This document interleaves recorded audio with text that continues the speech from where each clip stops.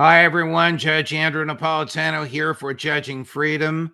Today is Tuesday, July 2nd, 2024. You saw the announcement. We just achieved 400,000 subscriptions. We've only been around for 2.5 years. Thank you for watching. Thank you for subscribing. If you haven't subscribed yet, please do. Pepe Escobar, the great Pepe Escobar, will be with us in just a moment on how will Russia defend itself now that the U.S. is attacking. But first, this. You all know that I am a paid spokesperson for Lear Capital, but I'm also a customer, a very satisfied customer.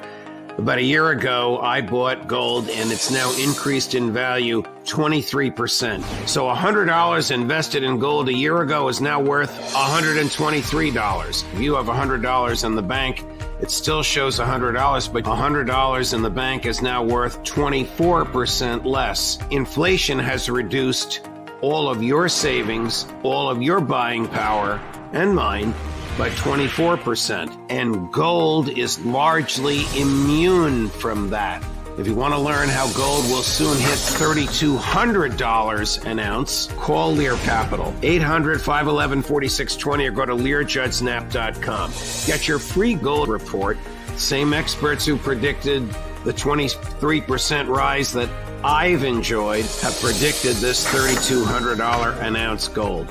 Learn about how to transfer this to an IRA. Protect your savings. 800-511-4620, LearJudgeSnap.com. Tell them the judge sent you. Pepe, my dear friend, welcome back to the show. Much appreciated, of course, your time and your insight. What is as we speak, what is the Russian military preparing for?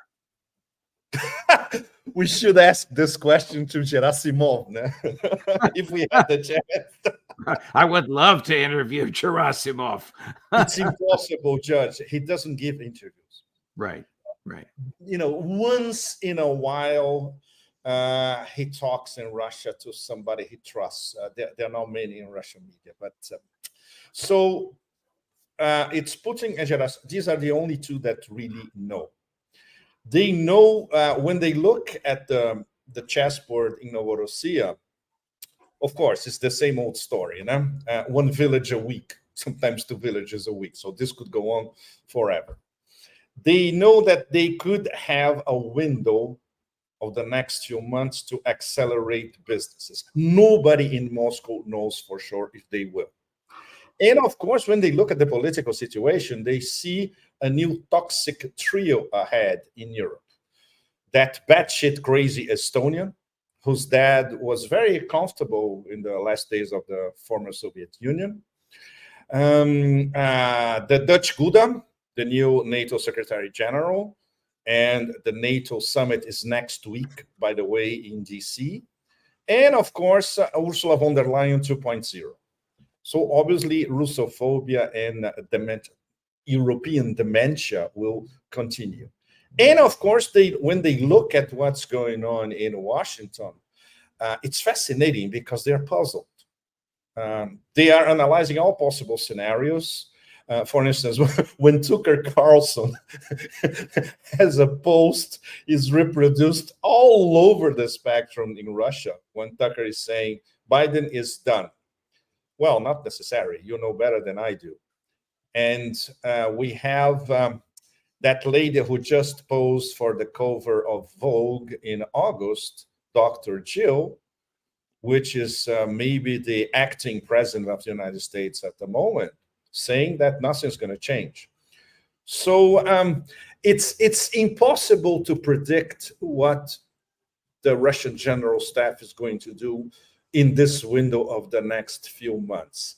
But they are on a position of sitting back, relax, and enjoying the total debacle around.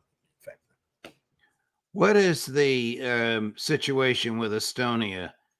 And why did you refer to the head of the country as you did? Because she is an extreme Russophobe, extreme.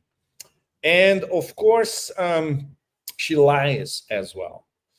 She's saying that her family was persecuted during the Soviet Union. Not at all. You just look at what happened to her, and photos have been leaked, and the biography of her dad has been leaked as well. Very, very, very, very comfortable. So it was very easy to appoint her because she falls into this ideal configuration of NATO, according to Washington, where you have essentially DC, London, Warsaw, and the Baltic Chihuahuas, the leaders of the new NATO, and not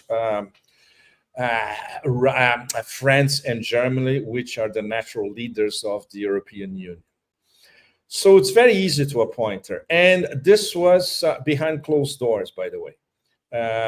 I remember we talked a few weeks ago that there would be a private dinner in Brussels where Ursula von der Leyen would be reconducted. That's exactly what happened. And they also decided on Callas as head of the EU foreign policy. It's a woman that has zero background on international relations, doesn't know anything about diplomacy, doesn't know anything about political science, and of course, allied with von der Leyen. She's a sort of, let's say, a crypto protege of von der Leyen in the European Commission. So Chris, put her picture up again, please. Is this the person of whom you're speaking? Yes, Kaja Callis, absolutely. Absolutely. Right. So she's the head of Estonia, and she is a fierce minister, yes. And she's now the head of foreign policy for the EU. She'll be the head of foreign policy for the EU. So if you thought that Joseph Garden Jungle Borrell was okay, no adjectives. I don't even need them. Wait for Callas. Wow. And even worse, because in terms of Borrell had let's say, a vague knowledge of international relations on a European level. He didn't know anything, for instance, about Africa, Latin America, or Eurasia. Callas is, she doesn't even know what's going on inside Europe. Can you imagine the rest of the world? So these are the people who will lead in the EU foreign policy ahead. The Russians are, they're taking it in a very blasé way. They were expecting something like this, you know. Are the Russian people still furious over what happened on the Sevastopol beach 2 Sundays ago, or has that anger begun to subside? No, Judge, they are still furious. And there is a raging debate in the corridors in Moscow, and among analysts, among military analysts, among businessmen of okay, is this finally the ultimate red line, and what's going to happen? Well, a hint. Bolusov, the new Minister of Defense, said, in fact, he ordered the General Staff to take measures, concrete measures, about the loitering US drones in the Black Sea. So something pretty rash will happen sooner or later, or we are in between already. And following public opinion, in fact, in following the kind of the key op-eds that we see in Russian newspapers, and of course, if you look at Solovyev's show at night in Russia, which is watched by the whole Russia, in fact, most of the analysts talking to Solovyev, they are pretty, okay, let's go for it. We don't care what the Americans say. We don't care what the Americans will do. Does this put pressure on President Putin and Gerasimov to do something dramatic and obvious? It does, but they won't do anything dramatic, obvious, impulsive, irrational, or tending towards irrationality. No way. These are very measured characters, extremely strategic. I'll give a short example related to what's going to happen tomorrow, please, which is extremely important, Judge. Tomorrow is the beginning of the annual summit of the Shanghai Cooperation Organization in Astana, in Kazakhstan. This is huge. I assume there will be less than zero coverage in American mainstream media. So, okay, the basics. Shanghai Cooperation Organization has 9 members. Iran was admitted last year, and Belarus will be admitted officially this year. So it's going to be SCO 10. We have BRICS 10 already. There are 3 key members in both BRICS and SCO: Russia, China, and India. So it's not by accident that Lukashenko, months ago, and then several top Russian officials these past few weeks, and even people who are not even members of the SCO, start saying, well, sooner or later, the BRICS and the SCO will merge. This is a serious possibility, I would say, in the medium to long term. Let's say before the end of this decade, for sure. BRICS, as Sergei Lavrov, Russian foreign minister, already told us a few days ago, we're not going to get new members this year. So in the summit in Kazan next October, there won't be new BRICS members. But there's this enormous list of countries who want to become part of BRICS or who already started their formal applications to join BRICS. Over 40. Many of them Central Asians and Southeast Asians, where I am now. Well, this is going to happen, let's say, within the next 2 years or so. But in the process of accommodating the new members, Russia and China are thinking long-term about, okay, which are the really strategic partners for the first round of BRICS expansion, assuming we have it, let's say, next year. And we have very important Central Asian and West Asian candidates, example, Kazakhstan and Turkey. Turkey already saying we're dying to get in. And here in Southeast Asia, there are at least 5, just to give an idea. Vietnam is on the list, Indonesia is on the list, and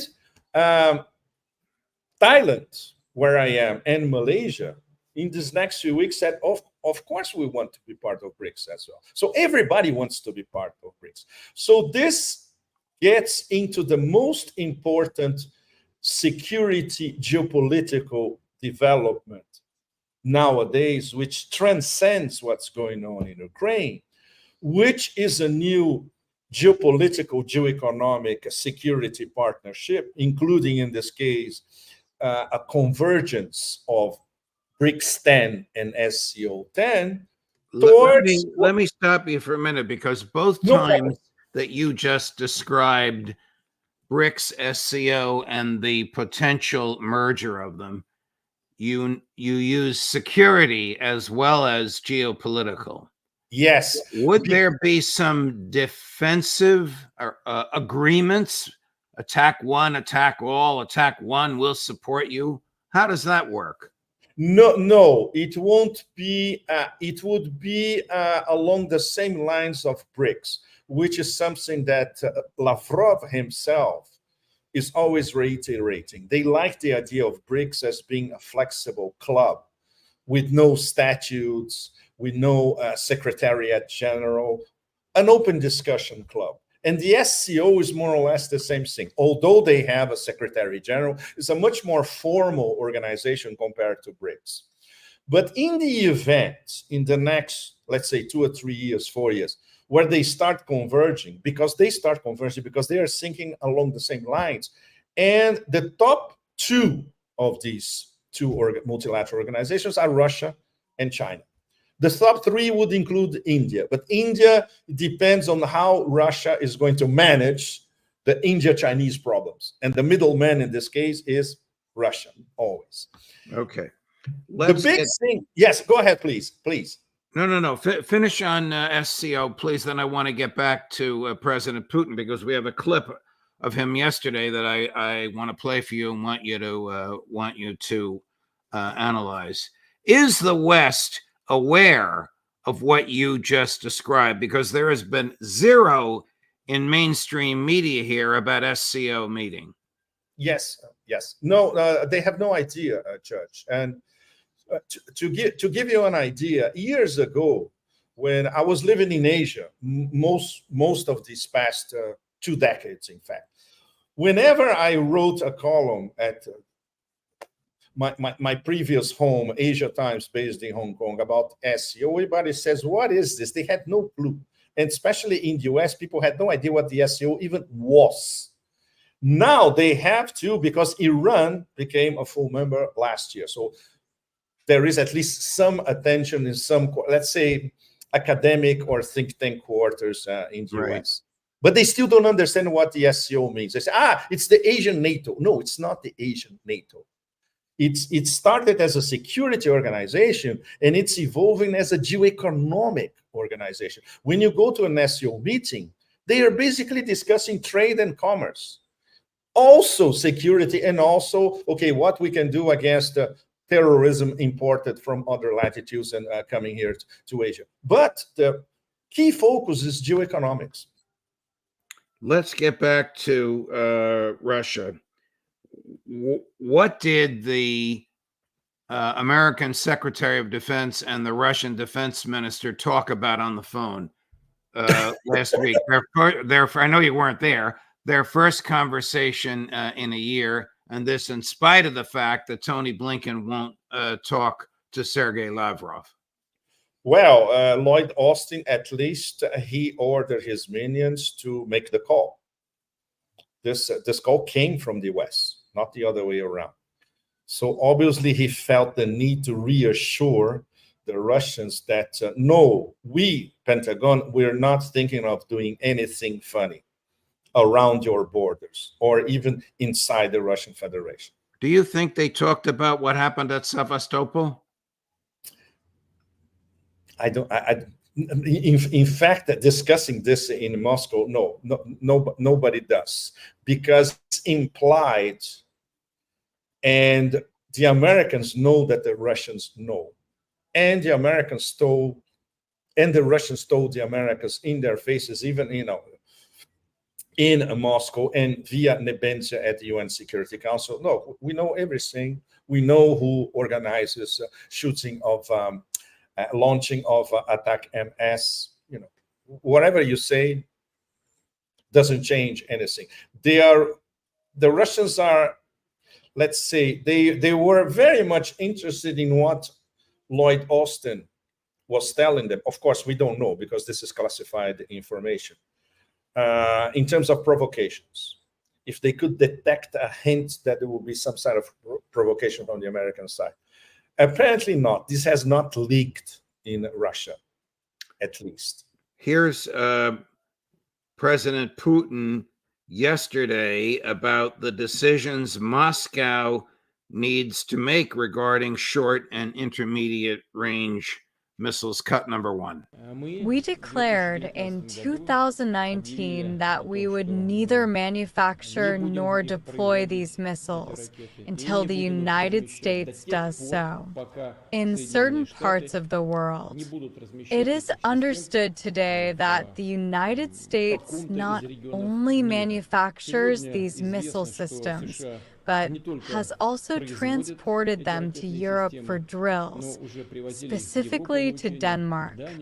Recently, it was announced that they have arrived in the Philippines. It remains unclear if they've removed these missiles. We need to respond to this situation and determine our next action steps. It appears that today we will be discussing the Russian Federation's next moves concerning a one-sided halt on deploying land-based intermediate range and shorter range missiles. Can you tell us what he was talking about and what he's concerned about? This might imply, Judge, of course, we cannot have definitive conclusions, that the Russians will reevaluate their official policy in terms of deploying medium-range missiles inside the Russian Federation, and of course, pointed to NATO. An extra information, Finland will be open to 15 US bases inside Finnish territory very, very soon. 15? 15, 1-5. That's a lot. And this is right beside Russia. This is nearly at the doorstep of Russia. If that happens, and if the Americans start operating these 15 bases, in fact, in the very near future, that changes completely the equation, not only in the Baltics, but all over. So the Russians are aware that there's going to be an escalation. In Finland, considering that Mark Rutte, the new head of NATO, he's less, let's say, epileptic compared to Stoltenberg, and less prone to bombastic declarations, but is as much a hawk as Stoltenberg is. So this is going to be really, really hardcore from now on as well. So they only expect escalation. They don't have the time frame yet. They know that it's going to start soon, probably within the next months or so. So obviously, they are. Look at that border. That's probably 800 miles. Even less. In the case, there are a lot of Finnish border towns where most people, in fact, they are Russophones. Or before, there was back and forth. Now that these borders are more or less closed, in fact. And a lot of people used to travel to Russia via Finland. That's not possible anymore. So the Russians only expect escalation from now on. So we come back to this window of something that is seriously discussed by, let's say, the hawkish elements in Russia, in media, academia, think tanks, on TV, etc. Look, we have a window of opportunity within the next 3 or 4 months to decapitation strike, go for the head of the snake, demilitarize Ukraine completely on the battleground, etc. All the different options. Right. Otherwise, after the American elections, if obviously they are planning that ahead, if we don't have a Trump presidency, then it's going to be mega escalation, and then that's it. The opportunity to finish or not freeze, as Putin said, to conclude the war on Russia's terms, it's the next few months. Because after that, all bets are off. They cannot predict what's going to happen in the US in November. Wow, so I was going to ask you, but you're anticipating me, how much longer you think the Ukraine war will go? Is it Putin's goal to resolve it before the American elections? No, it's obviously he didn't put it this way. This is what people close to the Kremlin or people who have good access to the Kremlin are speculating at the moment, that the window of opportunity is this summer all the way to maybe end of September, beginning of October. We don't, because there are serious problems with the Russian General Staff strategy, because it is the snail strategy. It is very slow motion. This could take forever if it goes on like this. This means they will have to rearrange their strategy completely, which is something that none of us think it's feasible in the next few weeks or so. So it's a very complex scenario, but I think the most important element is something that our friend Alistair Crook talked about brilliantly, by the way. We had this conversation in Rome, Alistair and I, a few weeks ago. It's the reorganization of the Eurasian security map in terms of indivisibility of security by Eurasians imposed on Eurasia, and this is what we decide. And you, the West and NATO, you have to adapt to it. This is what's on Putin's mind at the moment, and on Gerasimov's mind as well. The problem is they need to win a war in the battlefield. Correct. Completely. Yeah. Yes. Pepe, thank you so much. Great analysis, my dear friend. Much appreciated. Thank you. Safe travels with all your traveling, and I hope you can join us again next week. Yes, and then let's talk about Asia next week, George. All right? Got it. I want to talk to you about China and Yes, Southeast Asia. Absolutely. Thank you. Thank you very Pepe. much. All the best, my dear friend. All the best. Thank you. Just checking up on the schedule later today. What a delight to be able to interview someone with the breadth of his experience and that ever charming personality. At 10:15 this morning, Ambassador Charles Freeman, who's new to the show, former high-ranking State Department official, former ambassador to Saudi Arabia, the translator from English to Chinese and Chinese to English for Richard Nixon and Mao Zedong 40 years ago. At 11 o'clock, Scott Ritter. At 2 o'clock, Matt Ho. At 3 o'clock, Karen Kwiatkowski, Judge Napolitano for Judging Freedom.